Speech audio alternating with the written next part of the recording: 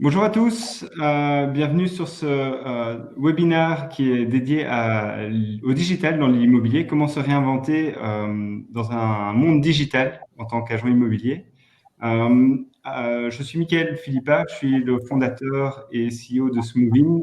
Smoovin, on est actif dans le digital, dans l'immobilier justement, avec une plateforme qui permet aux propriétaires et gestionnaires de biens immobiliers de gérer tout de manière digitale. J'ai avec moi deux autres spécialistes du digital dans l'immobilier, mais avant ça, quelques petits mots de pratique. Donc, on va enregistrer ce webinaire et vous recevrez tous par email une version de ce webinaire. En haut à droite, vous verrez, il y a un chat et un outil pour mettre des questions. Comme ça, vous pouvez poser vos questions au fur et à mesure du scénario du webinaire. Et à la fin, nous pourrons les reprendre et nos experts y répondront pour tenter de vous éclairer. Alors, nos deux experts, c'est d'une part Igal, qui travaille pour la société Subright, je vais le laisser se présenter, et d'autre part, Jonathan Pham, CEO de WeInvest. Igal, tu peux te présenter. Je peux me présenter, mais super. Je vois que Antoine a déjà fait une belle intro dans le chat. Miguel, t'es plus beau qu'avec en l'air. Ben, c'est corrélé. Donc, merci Antoine. Je suis Bright depuis plus ou moins 3 ans, avec Subright qui est un CRM 2.0 pour les agents immobiliers modernes ou 2.0 comme des agences comme WeInvest et d'autres agences partout en Belgique et à l'étranger qui l'utilisent pour automatiser des process et donner une meilleure expérience client. Donc, on accompagne les agences immobilières à digitaliser le pour que demain, ces agences-là soient prêtes pour tous les challenges qui arrivent. Voilà. Et nous avons aussi Jonathan, CEO de WeInvest, qui est une agence référence dans le monde du digital et qui, il n'y a pas longtemps, a levé 1 million d'euros pour continuer dans cette lancée. Yes, alors juste pour petite rectification, je ne suis plus le CEO, donc j'ai mis quelqu'un de plus intelligent à ma place en tant que CEO. Moi, je suis le côté malin, lui, c'est le côté intelligent. Donc, j'ai mis Raphaël Mathieu, qui est mon associé en tant que CEO. Donc, moi, je suis le fondateur de WeInvest. C'est moi qui ai créé l'agence au départ, et donc on a 6 ans maintenant avec. Ça passe assez vite. Effectivement, donc nous, si tu veux, notre but, c'est de digitaliser l'agent immobilier, donc de le renforcer avec du marketing, de la technologie, mais sous un système de franchise. Donc, au départ, on était une agence immobilière et on est en train de reproduire ce modèle justement là à différentes autres agences immobilières. Magnifique. Mais je vais commencer directement par la première question, ou par l'ordre du jour, avec un petit peu d'infos sur l'activité pendant le Covid-19. Comment est-ce qu'on peut se différencier de la concurrence? Qu'est-ce que le digital pourrait apporter en plus pour les professionnels de l'immobilier? Et pour terminer, dans quelle direction aller après cette crise? Donc, Jonathan, je suppose que chez vous, vous avez été le plus impacté quand on annonce qu'on ne peut plus faire de visite, qu'on ne peut plus rien faire. Comment est-ce qu'on réagit C'est une crise qu'on n'a pas vu venir et qui est totalement nouvelle pour nous. Donc, on n'a pas pu anticiper ça. On ne savait pas du tout comment réagir. On a dû avoir un temps d'adaptation. Et je pense que vraiment le plus important en tant qu'entrepreneur, c'est pouvoir rebondir rapidement. Et donc, on a vu ce qu'on pouvait faire. On avait déjà, heureusement, un pied dans le digital, ce qui nous a permis de pouvoir continuer à avoir des échanges avec nos clients, continuer à pouvoir rapidement faire des vidéo calls, à entretenir nos relations et proposer aussi à certains de nos clients de faire des visites, puisqu'on avait déjà en fait des biens qui étaient en visite virtuelle, etc. Et donc, continuer à faire ça. Mais au tout départ, on a eu peur et on a dû rapidement s'adapter. Heureusement, notre site web et les outils qu'on utilise, CRM, etc. Donc, on utilise Subright, nous a permis aussi de pouvoir rapidement rebondir et nous adapter. Mais la première réaction, c'est waouh, qu'est-ce qui nous arrive? Qu'est-ce qu'on va faire? Ça, c'est certain. Je suppose que chez Igal, vous travaillez justement avec plein d'agents immobiliers. Comment est-ce que, en tant que prestataire de service, on peut aider les personnes impactées à surmonter la crise? Alors, en fait, ce qu'on a vu pendant la crise immobilière, effectivement, c'est assez intéressant et je reviens sur aussi ce que Jonathan a dit. Pour certaines agences, ou pour la plupart des agences, c'était un vrai choc. Enfin, là, heureusement que les agences ont été déjà prêtes à l'avance, comme des Bienvest. Mais nous, du côté service ou logiciel pour l'immobilier, ce qu'on a vu, c'est qu'en fait, la crise a en fait poussé ou forcé les agences à se digitaliser au quotidien, en un jour, en 24 heures. On a annoncé la crise, on ferme tout l'immobilier, etc. Et que toutes ces agences-là, qui à l'époque n'étaient même pas ouvertes pour un appel vidéo, mais tout le monde s'est retrouvé à faire des appels Zoom. Le mot Zoom, c'est un mot-clé que tout le monde connaît aujourd'hui. Contrairement à il y a 2 ans, c'est quoi Zoom? C'est un outil de Photoshop ou quelque chose comme ça? Non. Donc tout le monde s'est un peu forcé à digitaliser, ce qui veut dire qu'en fait, toutes ces agences qui peut-être ne digitalisaient pas ou ne voyaient pas la valeur avant, ont été poussées vers cela. Donc évidemment, pour nous, c'était aussi. On a des agences ici, un agent qui est en dehors de Bruxelles aussi, qui a signé récemment, parce qu'en fait, ils se réalisent très bien, ils évoluent vers le digital. Et donc, ça fait que concrètement, il faut prendre des outils, mais aussi bien utiliser ces outils. On en reviendra tout de suite, je pense, dans le webinaire, dans la question. Mais donc, pour nous, en tant que prestataire, c'était très positif dû au fait que les agences se sont réalisées qu'il faut à l'évolution. Et je rajouterais pour dire par rapport à Egal, c'est qu'ils n'ont pas eu le choix. Et donc là, là où ils traînent un petit peu la patte en disant, mais non, ça fonctionnera toujours à l'ancienne, c'est OK. Quand ils n'ont pas eu le choix avec cette crise, ça a poussé tout le monde finalement à évoluer beaucoup plus rapidement. Et donc, pour nous, ça a un bon impact sur le marché. Je parle du métier de l'immobilier de manière générale, parce que ça pousse les nouvelles technologies à arriver plus vite et à les adopter par rapport aussi à nos clients. Parce que c'est bien qu'on les fasse adopter à nos agents, parce que nos agents peuvent être formés à ça, on les a au day-to-day. Mais en plus de ça, de faire en sorte que les clients soient obligés, malgré eux, d'utiliser ces technologies-là, fait en sorte qu'on gagne tous du temps. C'est ça aussi la technologie, hein, c'est faire gagner du temps sur des choses qui peuvent être automatisées. Et le fait que des clients puissent visiter de chez eux au lieu de devoir des embouteillages, se garer et pouvoir avoir des entretiens plus rapides sans devoir perdre du temps dans les trajets. Donc là maintenant, c'est devenu habituel, comme disait Igal, le mot Zoom est devenu quelque chose qu'on peut mettre dans le dictionnaire. Donc voilà. C'était une petite blague parce qu'on est quand même un mardi après-midi. C'est une petite blague ou anecdote que j'ai vue sur LinkedIn. J'avais vu la question, qui a digitalisé votre entreprise au quotidien? Qui a digitalisé votre entreprise? Option 1, le CEO. Option 2, le CTO. Ou option 3, Covid. Donc, le Covid n'est pas un poste de travail, n'est pas un job. On a été forcés tous à digitaliser. Je trouvais ça assez très drôle et donc je l'avais vu sur LinkedIn. Et c'est marrant, c'est même pas nécessairement, mais c'est souvent l'environnement en dehors qui a forcé les choses dans ce cas-là. À s'adapter, exactement. Mais si ça nous emmène bien sur la deuxième question, si tout le monde fait du digital, qu'est-ce qui fait que vous êtes différent, Jonathan, chez WeInvest? Je prends l'exemple un peu de l'iPhone. On achète un iPhone, on achète un téléphone pour la plupart des gens qui a un appareil photo, mais on réalise pas tout ce qu'il y a moyen de faire. Je pense qu'au niveau de l'utilisation, il y avait une étude qui était sortie à quel point c'était sous-utilisé alors qu'on achète ces bécanes assez chères. Tout le monde peut avoir les mêmes outils, tout le monde peut avoir les mêmes armes. C'est comment on va plugger tout ça ensemble, comment on va faire en sorte de les intégrer les uns les autres qui va nous permettre de faire la différence. Donc, c'est vraiment une question de comment on va faire en sorte qu'une application, quelque chose qu'on utilise dans notre métier, soit linké avec d'autres interactions qu'on va faire, qui va nous permettre de créer une différence. Aujourd'hui, tout le monde va avoir les mêmes armes. Ils vont avoir tous les visites virtuelles, etc., ou des possibilités d'envoyer des messages avant les visites ou de faire des photos professionnelles. J'espère en tout cas que ça va se généraliser parce que ça va améliorer en tout cas l'image de notre métier.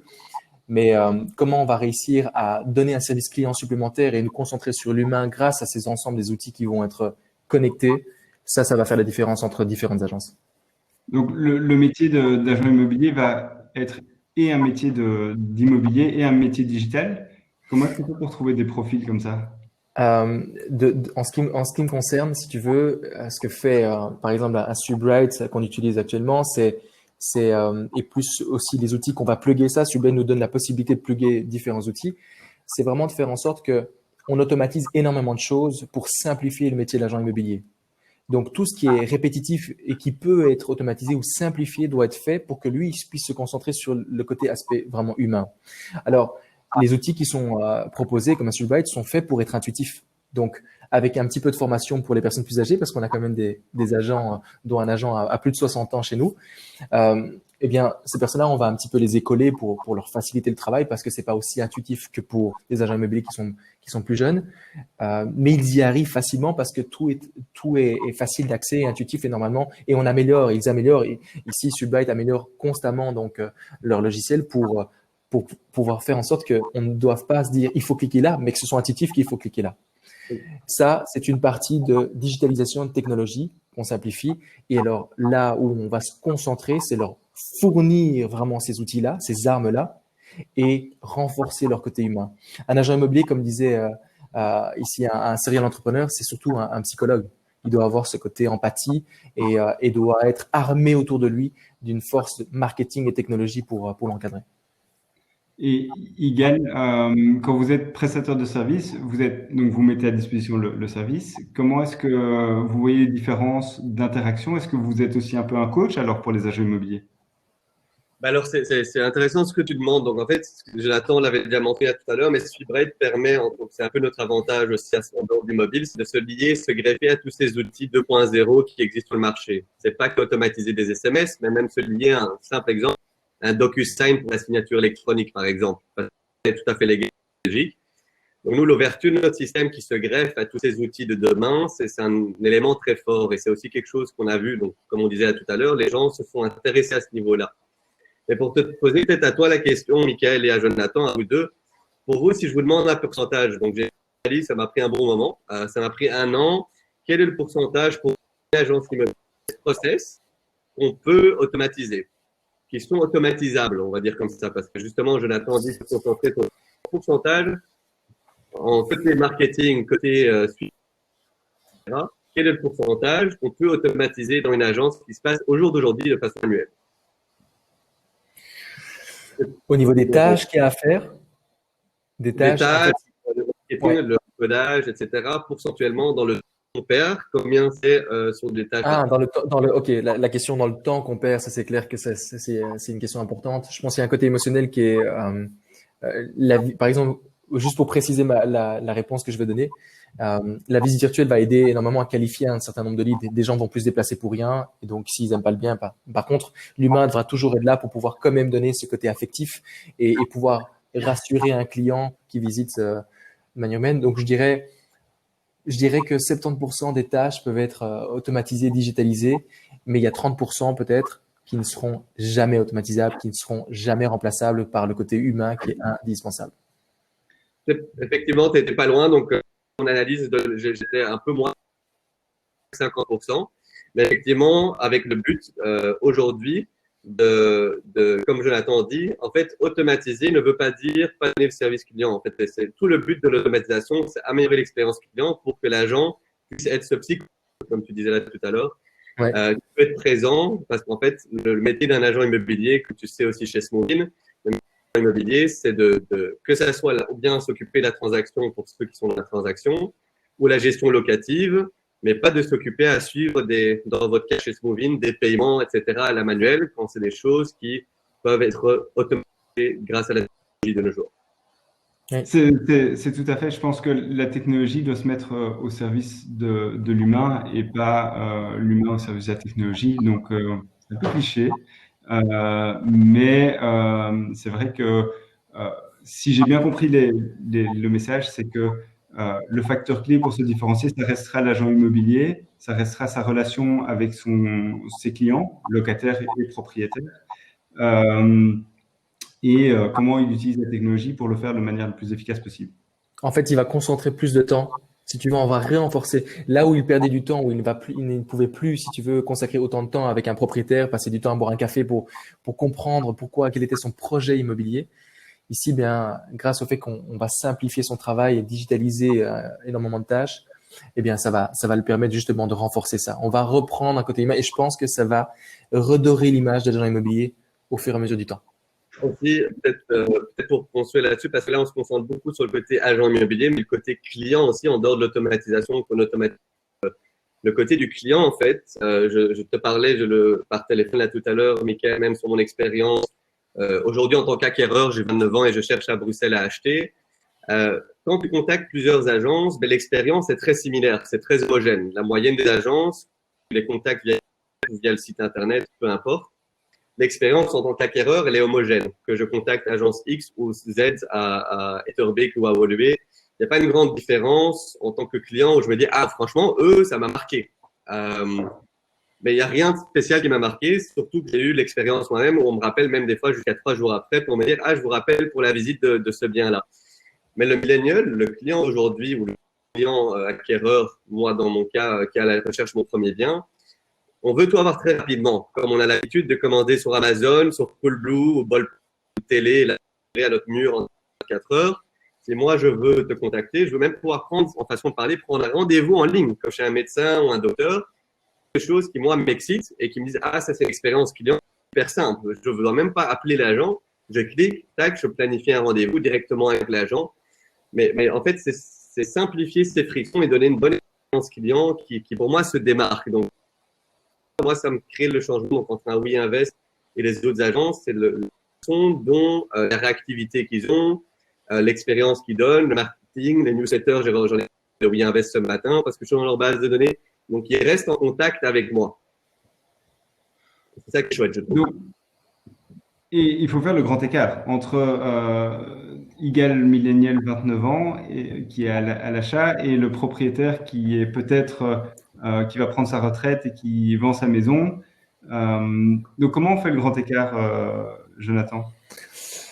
Ici, je pense que la technologie, elle est assez open à beaucoup de monde. Et donc, il y a certains clients qui, en fait, on a fait un choix aussi. On accepte de ne pas avoir tout le marché parce que il faut que les gens puissent avoir conscience que la technologie va les aider à gagner du temps.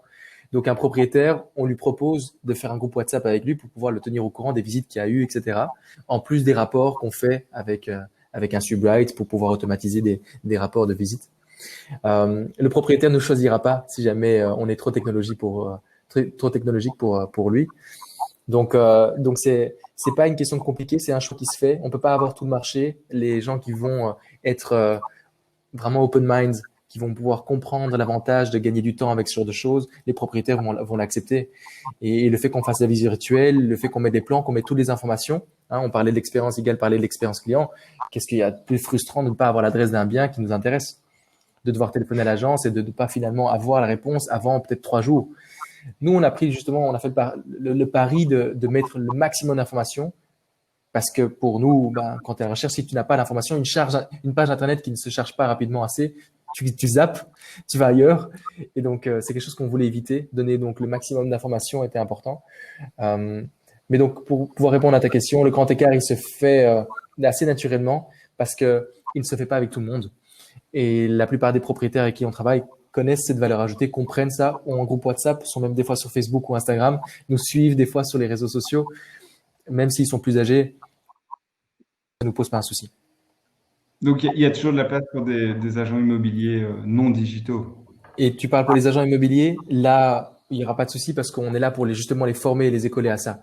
Donc, pour les agents immobiliers qui soient plus jeunes ou plus âgés, les outils qui sont proposés, comme je le disais par rapport à Subright, ça devient de plus en plus intuitif. Ils travaillent énormément sur le X. Tout ce qu'on fait travaille énormément sur ce qu'on appelle donc l'expérience utilisateur pour le X, pour faire en sorte que tout ça soit intuitif et que ce soit vraiment, ça coule le sens de pouvoir cliquer sur ce bouton-là après ce bouton-là. Donc ça facilite les choses. On est là, on intervient 1 ou 2 fois. Ils ont aussi, donc pour parler de Subright, ils ont un chat sur lequel ils répondent à des questions. Et puis les gens, c'est des collages.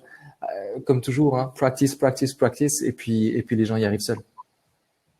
Je suis tout à fait d'accord. Le UX est essentiel dans tout. Ça nous amène un peu à notre prochaine question.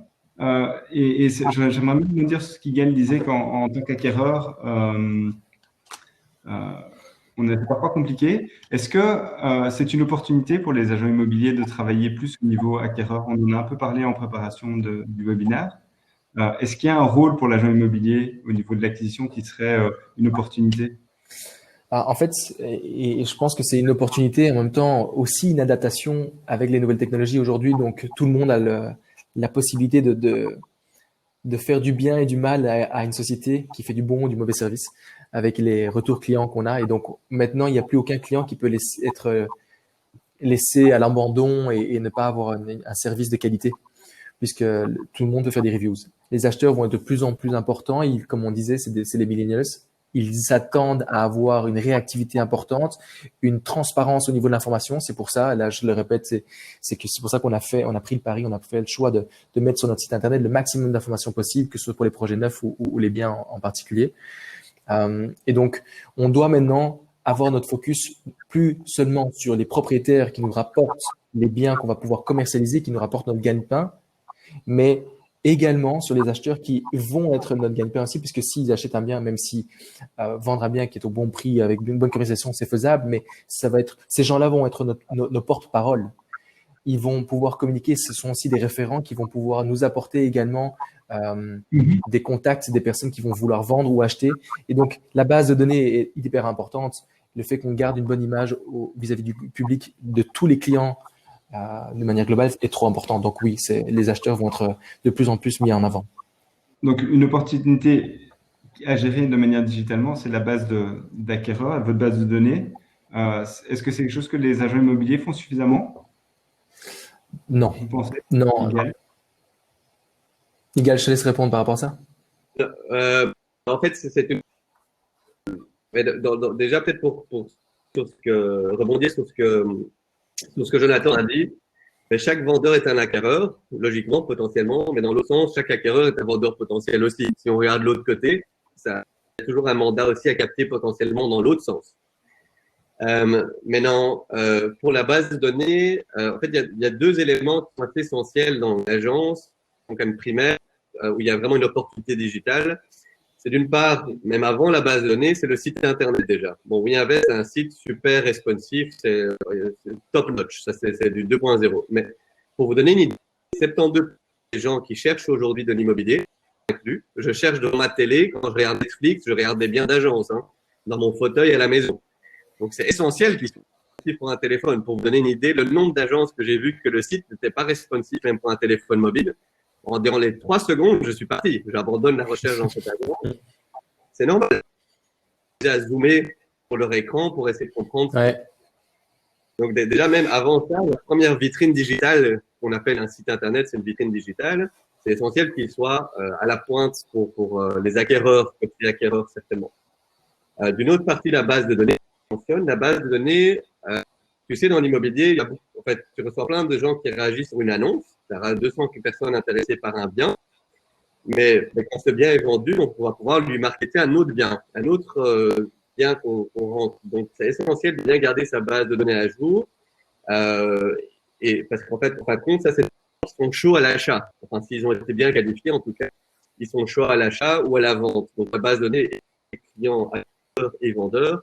Au plus que tu la nourris, au plus qu'ils voient ton logo. Donc, s'ils voient ton logo WeInvest ou ils voient ton logo d'agence dans tes mailings, mais logiquement, c'est comme Coca-Cola. C'est top of mind. Si tu vois Coca-Cola quand tu vas sur, tu prends le bus. Et en plus que tu revois revenir avec ton marketing et autres, et ta base de données, elle va penser à toi le jour où ils sont prêts à vendre. Ils vont dire, c'est comme quand moi j'ai soif, je bois un Coca-Cola à la plage. De la même façon, je vais investir le jour où tu es prêt à vendre. Tout simplement. C'est cette valeur ajoutée ou cette répétition du branding et du logo très fort. Je vais même ajouter une petite anecdote.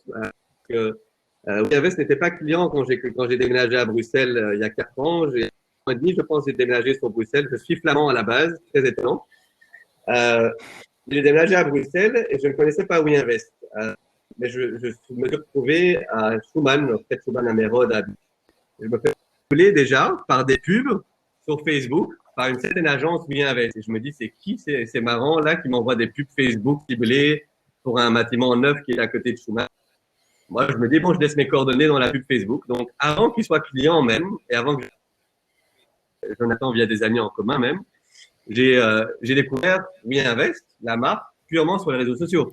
Donc, ça, c'est aussi l'opportunité digitale dont Jonathan pourra me dire plus de détails et certainement plus que moi sur les réseaux sociaux, quelque chose dont on n'a pas parlé, mais ça, c'est une vraie opportunité digitale, je pense aussi. Oui, tout à fait.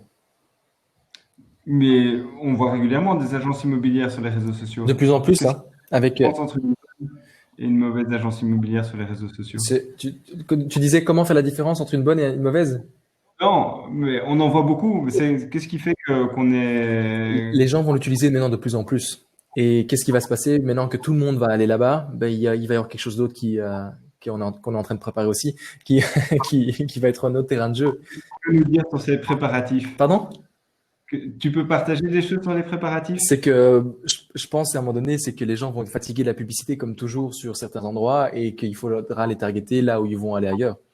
Et là, c'est en préparation, on est à l'étude de pas mal de choses pour pouvoir aussi créer ces différences. C'est toujours une question de s'adapter. Et maintenant que tous les agences commencent à faire de la publicité sur Facebook, on reçoit de plus en plus de commentaires négatifs sur le fait que oui, j'en ai marre de vos publicités, etc. Mais que ce soit général parce qu'il y a de l'immobilier partout. Et ça va être le moyen maintenant, il va falloir, comme toujours, tout le monde a les mêmes outils, c'est voir comment les utiliser à bon escient. Est-ce qu'il faut donner un seul coup? Est-ce qu'il faut donner plusieurs coups à la fois? Quand donner ce coup marketing? Et c'est ça qui va faire en sorte qu'on puisse vraiment sortir notre épingle du jeu. Donc voilà, ce sera la suite à faire. Donc, est-ce que je peux conclure de ça, Jonathan, que ça vous allez devenir un peu le Zalando de l'immobilier? On va visiter les voitures sur Zalando. Moi, je me fais cibler tous les jours. Je suis obsédé de chaussures, sneakers. Zalando, mais pas par n'importe quel sneaker, mais des sneakers qui sont style. C'est ça que tu es en train de dire. Enfin, effectivement, dans l'étude qu'on est en train de faire, c'est très important de pouvoir, comme tu disais, au niveau du côté acheteur surtout, parce que là, dans les projets neufs, on voit les côtés acheteurs. C'est surtout ça qu'on va cibler. C'est pouvoir donner le bon produit à la bonne personne, ce qui aujourd'hui est très confus. On parle d'un projet neuf, mais tu cherches pas un appartement 3 chambres, mais pourtant tu parles d'un projet à toutes azimuts, c'est difficile de targeter ça correctement.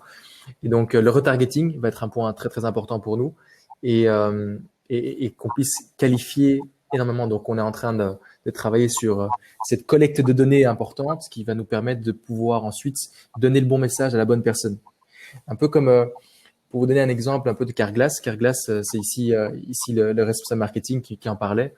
Eh bien, en fonction du formulaire que tu remplis, ils avaient pu mettre quelque chose en avant. Ils arrivaient à faire une publicité avec ton modèle de voiture. Et si tu avais dit que ton impact était en haut à droite, c'est bien, ils créaient une image avec le fait que l'impact soit en haut à droite pour te retargeter. Donc, tu étais très, très, très fort lié par rapport à ça. Tu disais, mais attends, c'est ma voiture. C'est l'impact de ma voiture. Et ça fait une grosse différence dans le marketing. Donc, le marketing personnalisé, ce sera l'étape supérieure sur laquelle on va devoir arriver. Ce sera pour nous un gros step qui va marquer la différence avec ceux qui font du marketing et ceux qui maîtrisent le marketing. Donc, l'agent immobilier, c'est un métier qui change énormément. Ça va être un challenge pour vous suivre, si j'ai bien compris. Mais c'est ça qui est génial, c'est que pour nous, ici, on n'était pas du tout donc un franchisé, on était une agence immobilière qui fonctionnait correctement et on n'avait pas créé de base. On avait juste essayé des choses qui nous paraissaient à nous, les millennials, finalement normales, de pouvoir réserver en ligne, de pouvoir avoir on a testé les choses. Maintenant, ce qu'on fait, c'est qu'on consolide vraiment l'équipe. C'est pour ça qu'on a fait cette levée de fonds ici récemment. On consolide les équipes en interne, pouvoir structurer, pour ensuite après retenter et vraiment s'amuser sur des domaines d'expertise qu'on va avoir dans le marketing, etc. Donc voilà, on attend que ça. Sympathique. Donc, quelle direction devrait prendre l'immobilier au sortir de la crise Covid-19? On en a déjà pas mal parlé sur la personnalisation. Côté humain aussi, je suppose. Ouais. On a parlé du côté humain, on a parlé de la digitalisation, de comment on intègre ça dans les process. S'il y a un grand point à retenir, idéal, ce serait quoi? S'il y a un grand point à retenir, le premier serait, pour rebondir sur ce qu'on a déjà discuté, c'est d'être différent. Être différent, c'est notre peur de think outside of the box, en dehors de l'habituel de penser, n'aie pas peur d'expérimenter, d'essayer des nouvelles choses, parce qu'en fait, c'est comme ça que tu te fais distinguer des autres. D'ailleurs, même je parle en tant que fournisseur et CRM 2.0 pour les immobiliers. Ou la façon dont on se distingue aussi énormément, c'est quand on voit, quand on compare les autres fournisseurs sur le marché belge, rien au niveau du marketing, ils n'ont aucune présence en ligne, etc. Mais l'agent immobilier, on leur dit qu'il faut être en ligne, donc c'est quand même essentiel que nous on puisse, comme nous, répondre en chat aussi aux gens.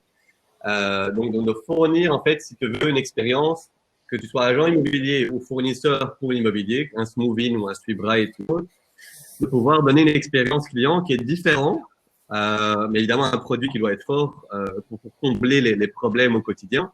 Et c'est vraiment d'être différent, que tu es agent immobilier ou fournisseur de toute entreprise d'ailleurs, de se distinguer de la masse avec les services que tu fournis et tu peux donner une meilleure expérience client, je pense. Et Jonathan, je vais déjà prendre une première question qui permettra peut-être de conclure. C'est la question de Jeanne qui parle de les outils, ça a un coût, le digital, ça a un coût. Ici, on parle de pousser le marketing, ça va demander des compétences. Ouais. Est-ce que c'est rentable? Comment on peut rentabiliser ça? En fait, c'est pas une question de c'est rentable ou pas, c'est une question qu'on doit. On doit. En fait, si tu veux, WeInvest n'a jamais cherché une rentabilité. Et je pense que c'est le mindset qui a fait en sorte qu'on a pu très très vite percer. C'est que on ne cherchait pas, pour te dire, les fondateurs ne se payaient pas pendant 2 ans. Donc nous, on cherche à faire en sorte que qu'est-ce qu'on voudrait avoir comme service. Et le marketing doit être un point important. C'est aujourd'hui la clé de pouvoir ça et la technologie. Hein, là, je rejoins Egal sur la technologie et le marketing vont être les points les plus importants pour les agents immobiliers. Ça va être très difficile, et ça c'est ma vision des choses, pour qu'un agent immobilier seul puisse survivre. Parce qu'aujourd'hui, le métier de l'agent immobilier, c'est complexifié. On demande de plus en plus de compétences. Heureusement, il y a des outils technologiques qui l'aident, mais il doit avoir de plus en plus de skills, des compétences. Marketing, juridique, photographie, etc. Donc là, si tu veux pouvoir faire bien ton boulot, tu dois être dans un système qui te permet de pouvoir rapidement avoir ces différents outils à portée de main et à un prix qui soit accessible. Et là, c'est aussi la force d'un groupe, c'est qu'on peut avoir des prix qui soient plus accessibles parce qu'on génère énormément de quantité. Donc voilà, le marketing est un point indispensable si tu veux tenir le coup. Après, il y a plein de choses aussi. Hein. Il y a des agents immobiliers qui vont pouvoir faire correctement du boulot, être très très bons parce qu'ils sont très locaux et qui sont des très bons agents immobiliers, même s'ils font pas de marketing. Hein, attention. Mais la force ici aujourd'hui du groupe, de ce qu'on veut véhiculer, tu ne pourras plus d'avoir d'intermédiaire. Tu auras, je pense, avoir des agents immobiliers qui sont très locaux, qui vont être très très bons. Ok, le petit restaurateur qui fait sa petite cuisine. Et puis tu vas avoir des groupes qui vont, grâce à leur puissance de R&D, de recherche et développement, de marketing, etc., pouvoir donner un service de qualité qui pourra être automatisé, digitalisé grâce à des outils comme SweetBright, par exemple, là où d'autres, on doit le faire de manière humaine. Donc voilà un petit peu les deux scopes, mais tu auras plus de entre deux. Pour moi, des petites équipes vont commencer à se diriger vers des grands groupes ou bien des agents immobiliers totalement individuels. Je vais prendre une question que je trouve intéressante. On viendra à la question de Gilles juste après, mais la question de Bernard qui vient d'arriver. On a parlé beaucoup de ce qui s'est passé au début, qu'on était forcé de faire du digital à cause du Covid. Maintenant que ça revient un peu vers la normale, la question c'est est-ce que ça va perdurer? Est-ce qu'on va revenir aux anciennes habitudes? Ou est-ce qu'on va faire un mix des deux? Comment est-ce que tu vois ça, Jonathan? Donc, tu me demandes, est-ce qu'on va revenir dans nos anciennes habitudes? À la situation pré-Covid, ou est-ce que les tendances ou les changements vont être durables? Je pense qu'il y a des choses qui vont s'imposer. Il y en a qui vont il va y avoir un split entre différentes personnes. Comme un peu au Nouvel An où tu as plein de gens qui ont des bonnes résolutions en disant qu'ils veulent aller à la salle de sport et maigrir. Et ça va commencer, puis ils vont vite voir reprendre ce côté malheureusement un peu de leurs anciennes habitudes. Donc on va avoir un creux. Mais le marché va de plus en plus imposer son style. Et vu que la parole est donnée vraiment aux consommateurs, si tu as une agence et qu'elle a entendu parler des visites virtuelles et que tu le fais pas, bah tu vas passer à la trappe. Donc pour moi, c'est ça qui va un petit peu se passer. C'est que on va avoir deux splits. Tu vois aussi dans l'industrie, regarde en Belgique, le bloqueur par exemple, etc., les magasins qui achetaient des jouets à l'époque, ils en ont crise du Covid d'aller essayer de pousser leur e-commerce. C'était la seule façon de faire des revenus d'affaires. Et ils l'ont pas fait. Et tu vois qu'ils sont vraiment en gros problème, voire financièrement à la fin. Donc, il faut s'adapter, je pense. Et je pense que ça soit dans l'immobilier ou dans d'autres industries d'ailleurs. Mais en tout cas, si tu me reprends aujourd'hui que j'ai l'habitude à la visite virtuelle, faire 3-4 par jour sur Bruxelles de visite virtuelle, je visite 3-4 biens depuis mon canapé, moi en tant qu'acquéreur. Ben, si tu vas me dire, maintenant, reviens, attends, on va prendre un rendez-vous, je dois me taper une demi-heure de route en trafic pour venir de mon rendez-vous pour être là. Attends, ah non, moi, je peux garder ça. Je vais être limite déçu si tu vas me dire, viens visiter quand.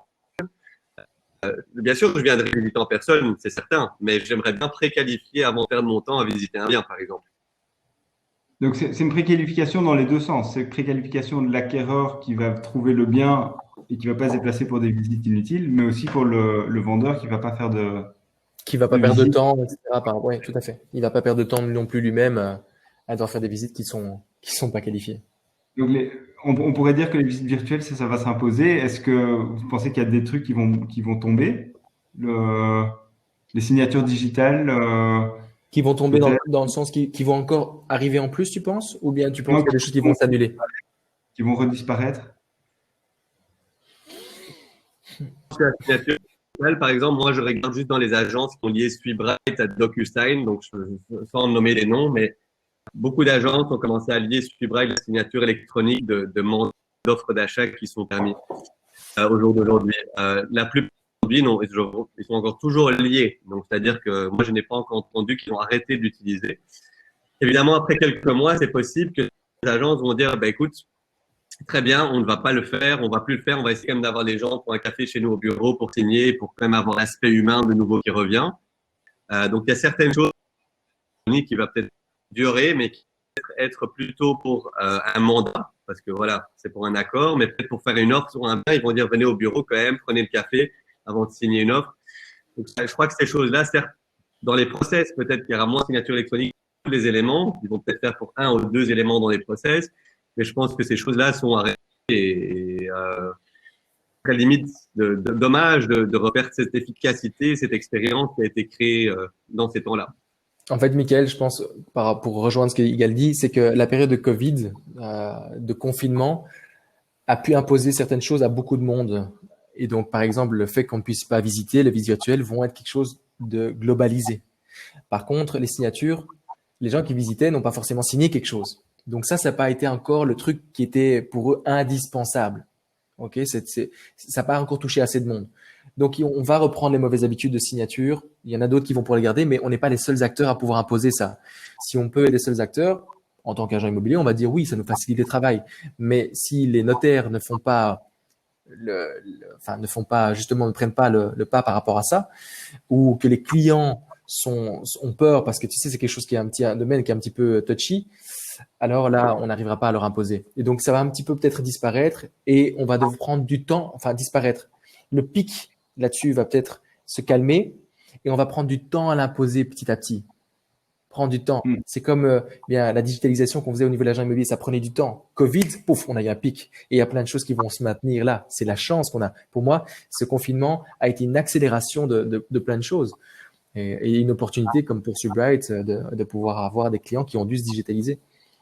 Question, Jonathan, est-ce que c'est toi qui as créé le Covid, alors, du coup? Parce que là, on est d'accord que C'est des origines asiatiques. Non, non, non, malheureusement.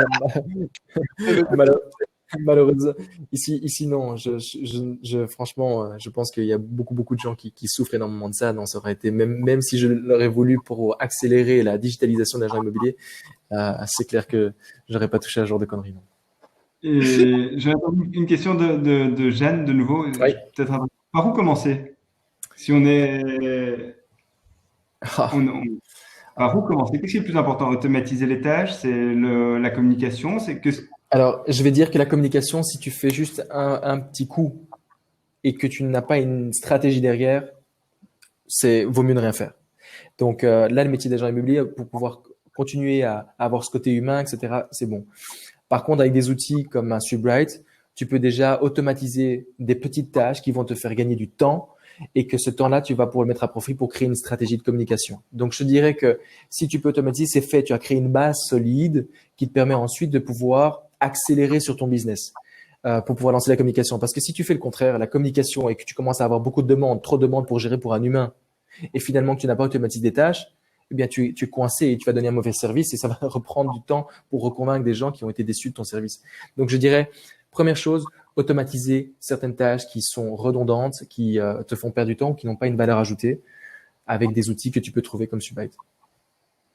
Et Il y avait une dernière question qui n'a pas encore été répondue et qui a été pas mal posée. Qu'est-ce qui peut être digitalisé? Qu'est-ce qui ne peut pas du tout être digitalisé? Igal.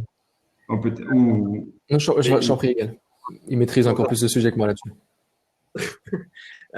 Merci. Donc en fait, quand tu regardes dans les process de l'agence, il y a un tas de choses. Commençons par la base. Déjà, la base c'est effectivement quand tu regardes aujourd'hui le double saisie ou encodage qui se passe. Tout simplement quand tu visites un bien. Prenons un exemple. Je viens chez toi, Michael, parce que je vais évaluer, estimer ton bien.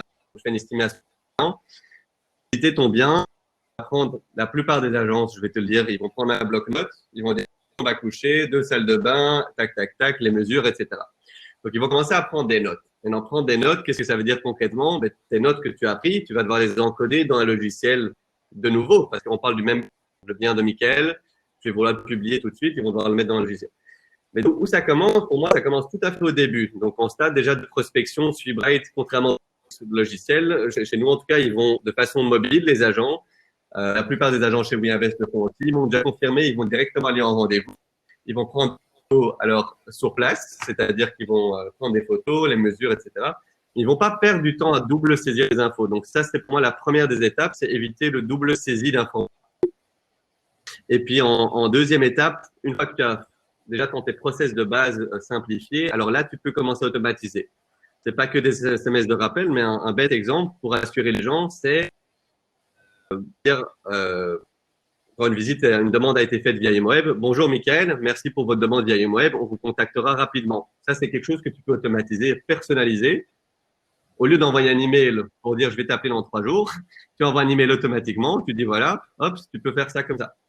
Un truc très intéressant que je vois en tout cas aussi côté propriétaire, c'est la prise de rendez-vous pour des estimations en ligne. Moi, j'adore cette idée-là. Les gens peuvent directement dans l'agenda d'une personne aussi, je sais pas si vous avez un rendez-vous avec moi, certaines personnes l'ont déjà fait, ils peuvent directement dans mon agenda, comme chez un médecin, réserver directement un rendez-vous. C'est des choses tout simples, mais qui simplifient la vie de l'agent et de l'acquéreur ou vendeur qui souhaite travailler avec vous. Et donc, Miguel, si je peux essayer de résumer, et corrige-moi si je me trompe. Donc, tout ce qui est manutention, ça peut être digitalisé. Tout ce qui est expertise immobilière, en tout cas jusqu'à présent, ça reste dans les mains de l'agent immobilier. Ça peut être renforcé. Ça peut être renforcé Voilà. par les outils, mais ça restera. L'humain sera toujours indispensable pour cette évaluation, par exemple, etc. Et surtout pour le côté humain. On doit pouvoir donc avoir ces interactions avec les propriétaires ou les acquéreurs pour les rassurer, pour donner notre avis, pour avoir ce feeling. Et ça sera indispensable. Et il faut savoir, avant la location d'un bien immobilier, en Belgique, il y a en moyenne une personne ne change pas, contrairement à des pays comme l'Amérique où les gens achètent beaucoup plus, des marchés beaucoup plus liquides que la Belgique en termes d'immobilier. Mais en fait, les gens n'achètent pas tous les jours. Les années, c'est pas tellement, on change pas tellement régulièrement. Donc, qu'est-ce que ça veut dire concrètement? C'est tellement facile d'acheter ou de vendre un bien parce que c'est tellement une décision importante que si la personne devant moi, si je n'ai pas estimé mon bien et me donne pas une bonne impression, je vais aussi avec lui. Donne une bonne impression qu'il est allé qu'on a un lien. À ce moment-là, je vais le faire confiance. La chose importante de ma vie, c'est de vendre un bien. Ouais. Donc, c'est quand même l'aspect humain qui reste. Ça nous amène peut-être à une belle conclusion, vu il nous reste 1 minute, normalement prévue. C'est que le rôle de l'agent immobilier va évoluer avec le digital, va se spécialiser, mais par contre, il ne va pas disparaître. Et que donc, on a des super opportunités et pour ceux qui sont prêts à changer, des belles perspectives. Est-ce que ça résume bien Tout à fait. On va renforcer l'humain, renforcer, redorer ce métier d'agent immobilier grâce à tous les outils technologiques et marketing qu'on va lui provider. Tout à fait. Magnifique. Merci à vous deux pour vos réponses, vos commentaires et vos idées intéressantes. Avec Je grand sais plaisir. qu'on va vous partager un petit sondage avant de partir sur le webinaire pour que vous puissiez nous dire si ça vous a intéressé, ce qu'on pourra améliorer éventuellement. Donc, je vous invite à y répondre dès qu'il sera disponible. Voilà, c'est le cas. Et merci d'y répondre et à bientôt. Merci d'avoir donné de ça, Michael, en tout cas. Merci, Merci Jonathan. pour l'invitation. C'était un plaisir, c'était super chouette. Et moi, je me suis bien amusé. J'espère que tout le monde également s'est bien amusé. Yes. Salut, salut. Ciao, ciao. Au revoir.